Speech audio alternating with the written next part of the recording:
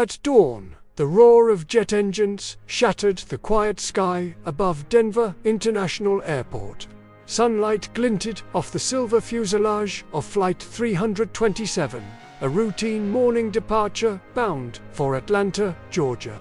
Passengers were settling in, their minds on business meetings, long-awaited family reunions, and sun-drenched vacations.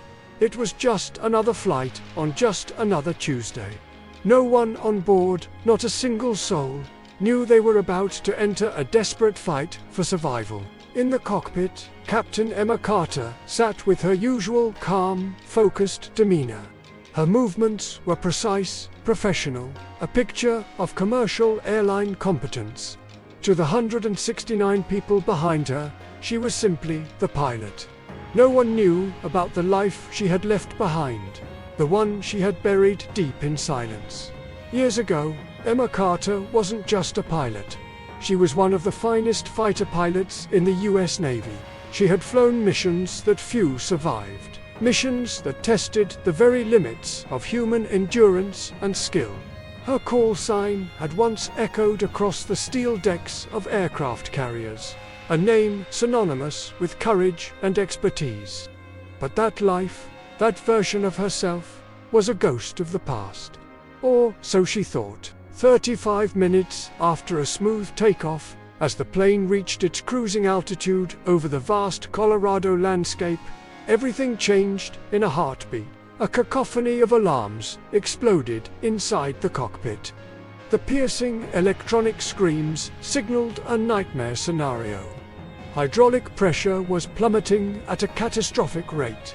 Warning lights blazed red across the instrument panel, a constellation of disaster. Then the left engine failed. Not a subtle sputter, but a violent, concussive bang. Flames erupted from the engine cowling, a terrifying plume of fire trailing behind the wing.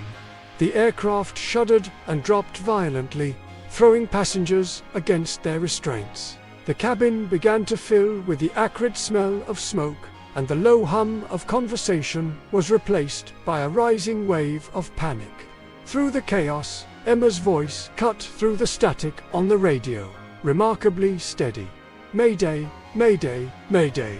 This is Flight 327, declaring an emergency." But inside her mind, a switch had flipped. She was no longer just a commercial pilot. The scent of jet fuel and the imminent danger transported her back. She was in combat again. The onboard fire suppression system fought a losing battle against the inferno raging in the engine.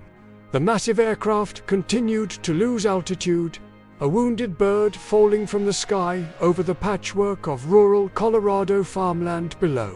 The nearest major airport was too far, a distant hope that was fading with every passing second.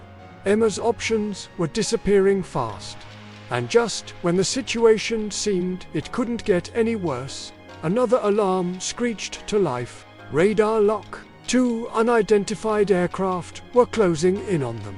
Fast, Emma peered through the cockpit window, and her blood ran cold.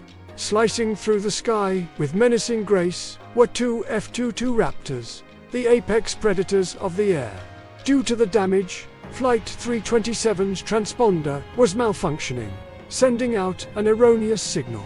To air defense, they weren't a civilian flight in distress.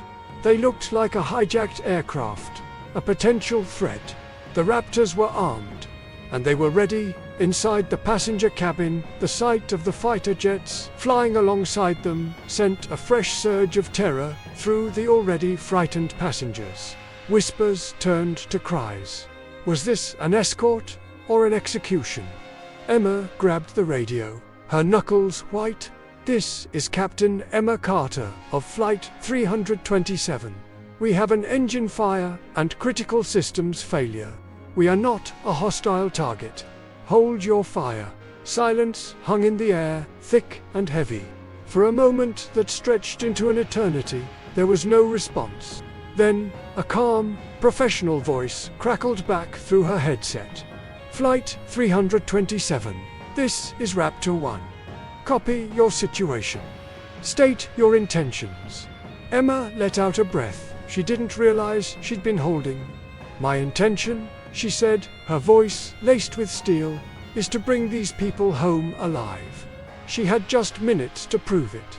With one engine gone and the other straining, with failing hydraulics and a plane that fought her at every turn, Emma called upon skills she had sworn she would never need again.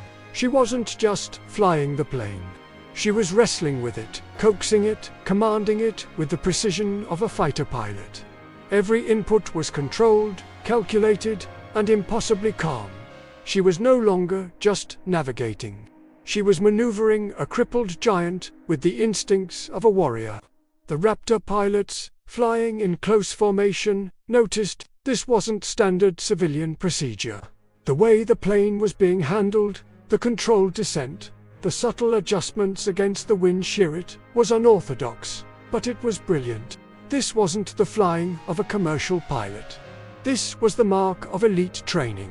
It was pure military instinct. Years ago, they called her Valkyrie.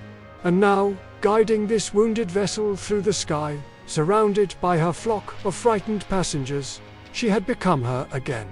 Slowly, agonizingly, the fire in the engine finally died out, starved of fuel. But the damage was done. The aircraft was barely controllable. Scanning the horizon, Emma spotted it, a short, private airstrip in the middle of eastern Colorado. It was a tiny ribbon of asphalt in a sea of green. It was far too short, far too risky for a plane of this size. It was a desperate gamble, but it was their only chance. "Cabin crew, prepare for an emergency landing. Brace for impact." Her voice echoed through the cabin. Prayers were whispered. Hands were held tight. Strangers found comfort in each other's presence as the ground rushed up to meet them. In the cockpit, Emma was a study in absolute focus. The world narrowed to that single strip of runway. The wheels hit the tarmac with a bonjoring impact. Sparks flew as metal screeched against asphalt. The aircraft skidded violently, groaning in protest as it fought to stay straight. It felt like it would never stop, that it would career off into the trees at the end of the runway. And then, silence. A deafening, absolute silence, broken only by the sound of weeping. The plane had stopped, just feet from the edge of the woods. The silence was shattered by a sudden, thunderous round of applause. It grew into cheers, cries of relief, a raw and powerful expression of survival. 169 people were alive. The first officer, pale and shaking, turned to Emma, his eyes wide with disbelief and awe. Who are you?" he stammered. She didn't answer. She just sat there, her hands still resting on the controls. Then, the radio crackled to life one last time. It was the voice of the Raptor pilot. But this time, the tone was different. It wasn't formal or official. It was filled with recognition and respect. "Valkyrie, it's been a long time." Her past was no longer hidden, but, in that moment, it didn't matter. On the tarmac, as emergency crews surrounded the plane, passengers stumbled out into the sunlight. They hugged her, they cried, they thanked her. A little girl, no older than 7, shyly handed her a crayon drawing of an airplane with giant angel wings. And as Emma stood there, one of the F-22 pilots who had landed nearby walked over and gave her a slow, sharp salute. Not to a civilian pilot, but to a legend. Emma Carter never gave an interview. Her story never became a headline news special. She never asked for medals or recognition. Her greatest reward was knowing that because she refused to give up, because she answered the call when chaos erupted, 169 souls made it home to Atlanta.